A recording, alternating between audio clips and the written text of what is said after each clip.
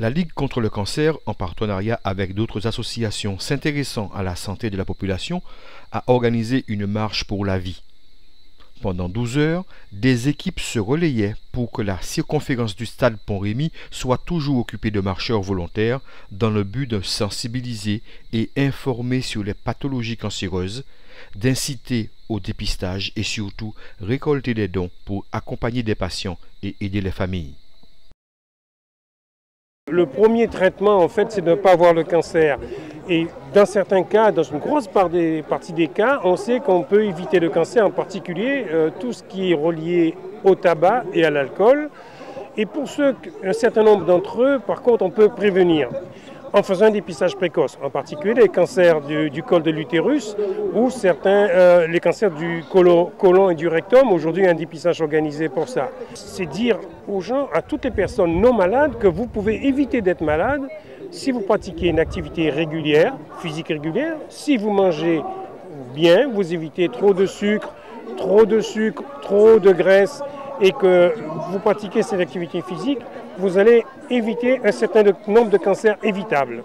En somme, une bonne alimentation, voire équilibrée, est nécessaire pour être en excellente santé. Le choix des denrées est indispensable afin d'éviter tout risque de faire corps avec la maladie. Si, pour une commune, mettons, qui a 2000 habitants, le maire de cette commune décide de donner 400 grammes de fruits et légumes par jour à chaque concitoyen, c'est 20% de cancer en moins dans cette commune. Donc il faut éviter un jour d'avoir le cancer. C'est la première chose, déjà en protégeant ces cellules. Mais aussi, il faudrait avoir ce qu'on appelle une hygiène de vie. Dans cette hygiène de vie, il faut déjà saupoudrer toute son alimentation de curcuma. Parce que le curcuma, en fait, qu'on appelle safran pays, est un aliment, en fait, qui agit dans la prévention, certes, empêcher, en fait, cette fameuse mutation de la molécule d'ADN, mais aussi, ça accélère ce qu'on appelle le suicide cellulaire, c'est-à-dire toute cellule qui a un problème dans notre corps est vouée à disparaître. Et la cellule cancéreuse, justement, inhibe justement ce suicide qu'on appelle l'apoptose cellulaire. Donc, le curcuma va accélérer le processus de suicide cellulaire. L'indice glycémique des aliments à consommer doit être bas.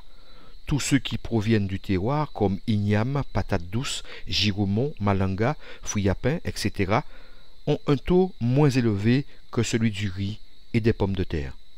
Notons aussi que les fruits sont excellents pour l'organisme, bananes, oranges, goyaves, icac, mais surtout la cerise pays, la plus concentrée en vitamine C. En ayant une vie saine avec des rations alimentaires adéquates, l'activité physique vient en renfort pour que le premier traitement soit l'absence de tout cancer.